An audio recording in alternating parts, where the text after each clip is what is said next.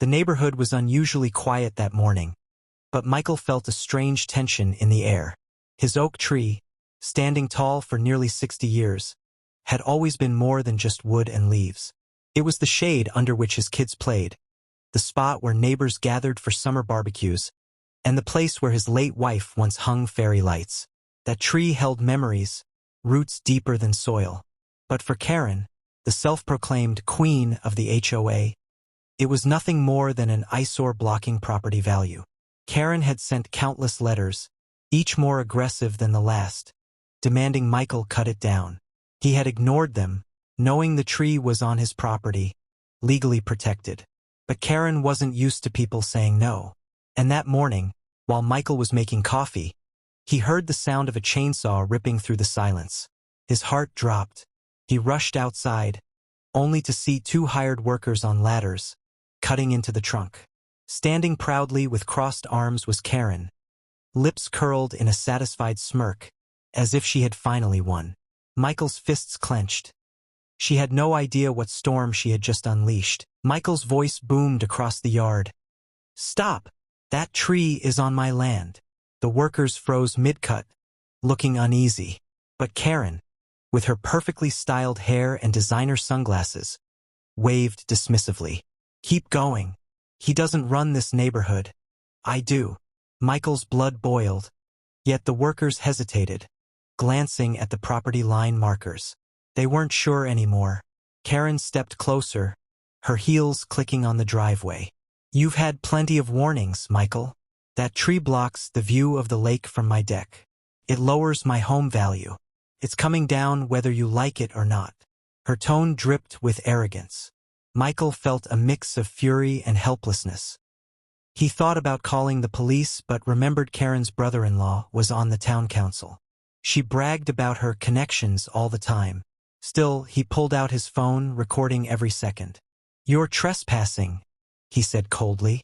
"And when you touch that tree, the consequences won't be mine. They'll be yours." Karen smirked, leaning into the camera. "Go ahead. Record all you want. By the end of today, that tree will be nothing but firewood."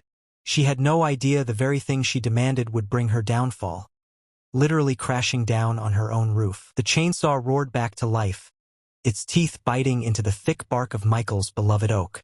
He felt his chest tighten, every cut sounding like a strike against his memories. The workers hesitated, nervous glances bouncing between Michael's stern face and Karen's commanding gestures.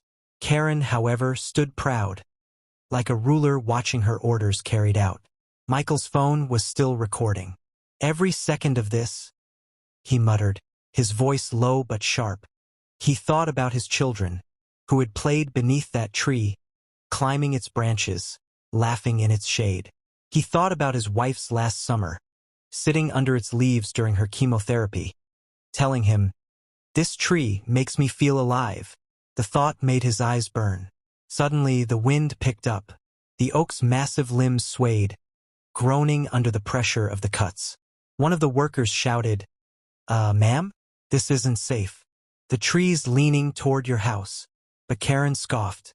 "Don't be ridiculous. Just finish the job." Michael stepped forward, warning them, "You're not just cutting a tree. You're tampering with something you don't understand. That oak is older than this neighborhood.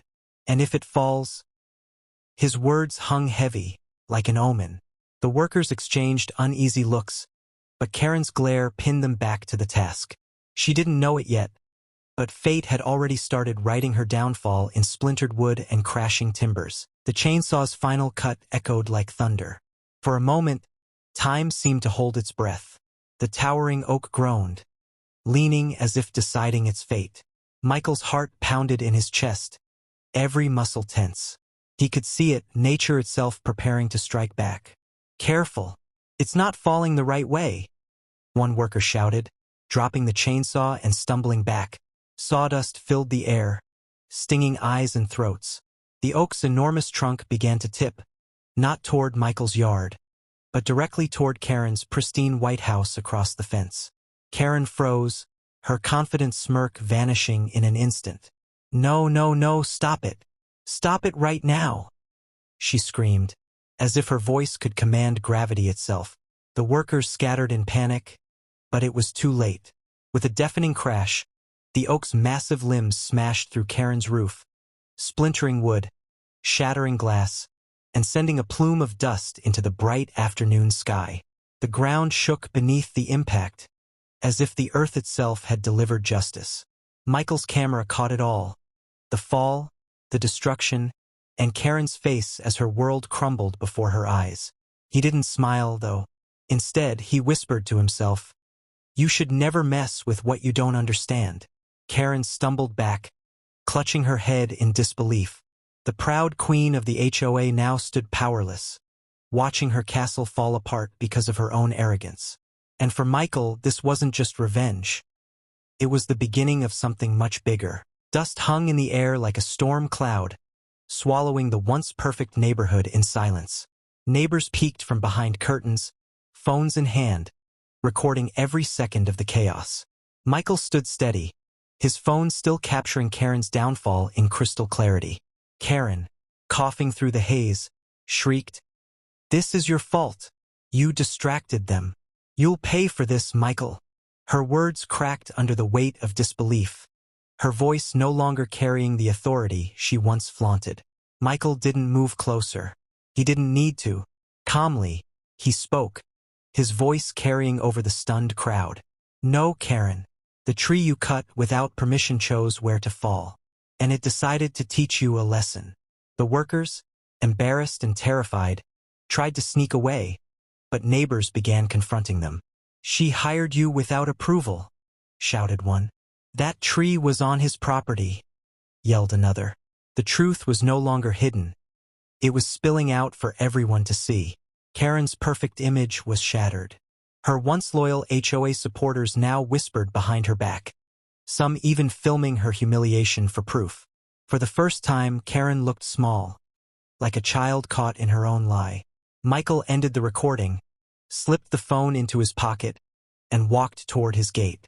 He didn't gloat, didn't raise his voice. He simply said, "You brought this on yourself, Karen. Some things in life don't forgive arrogance." As he stepped inside, a knock echoed at his front door. Firm, official, and commanding. Karen's nightmare was about to grow darker. The knock rattled the door like thunder. Michael opened it to find 2 city inspectors and a police officer standing tall on his porch. Their uniforms gleamed in the sunlight, clipboards in hand, expressions firm. "Mr. Anderson?" the lead inspector asked. "Yes," Michael replied calmly. "We received multiple reports of unauthorized tree removal and property damage," the officer added, his gaze shifting past Michael toward the chaos at Karen's house. Before Michael could respond, Karen rushed forward, her clothes dusty, her voice shrill. "Finally! Officers, arrest him. He tried to stop my crew, and now my house is destroyed. He owes me for this." The officer held up his hand, silencing her instantly. "Ma'am, you'll have your chance to speak. But from what we've gathered so far, it seems the tree belonged to Mr. Anderson, and cutting it without his permission is a serious violation." Karen froze. Her eyes widened as neighbors stepped out, one by one, holding up their phones. "We have everything recorded," a woman from across the street said firmly. "She ordered the workers to do it." Michael warned her several times. The inspectors exchanged looks. One of them scribbled notes while the other shook his head. "Ma'am," the inspector said to Karen, "this may not only be an HOA violation, it could be grounds for civil liability, and given the damage, possibly criminal charges." Karen's face turned pale. The woman who once strutted through the neighborhood with power now looked cornered, trembling in disbelief. She stammered, "But I'm the HOA president. I make the rules."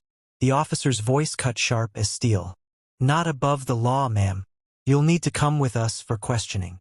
The neighborhood, silent for so long under Karen's rule, suddenly erupted in whispers, cheers, and gasps.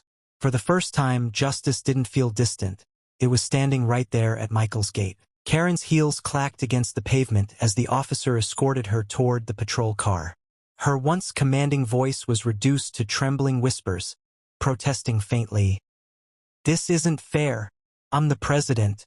I was only protecting the neighborhood." But the neighborhood wasn't listening. For years, Karen's arrogance had weighed on them like chains. Now, as they watched her being led away, a quiet sense of freedom began to bloom. Michael stood at the edge of his driveway, his hand resting on the broken stump of his tree. He had planted it with his late father, decades ago. It wasn't just wood and leaves. It was a memory, a bond, a piece of history rooted deep in the ground. Seeing it destroyed had cut him, but watching Karen's downfall brought something he hadn't felt in a long time: peace. One neighbor approached him, placing a hand on his shoulder. "Michael, you finally stood up to her. You didn't just protect yourself. You freed all of us." Others gathered, nodding, their faces filled with gratitude. For the first time in years, Michael didn't feel alone. Karen, meanwhile, sat in the patrol car, her eyes darting back to the neighborhood she once ruled. But the power was gone. The very people she had bullied now turned their backs. She had cut down a tree to prove control, only to watch her own house collapse because of it. As the car drove away, Michael whispered softly, more to himself than anyone else, "You reap what you sow." The wind rustled through the neighborhood, carrying with it a sense of renewal. The HOA had lost its tyrant. The neighbors had found their voice. And Michael, though his tree was gone, felt the roots of justice grow stronger than ever.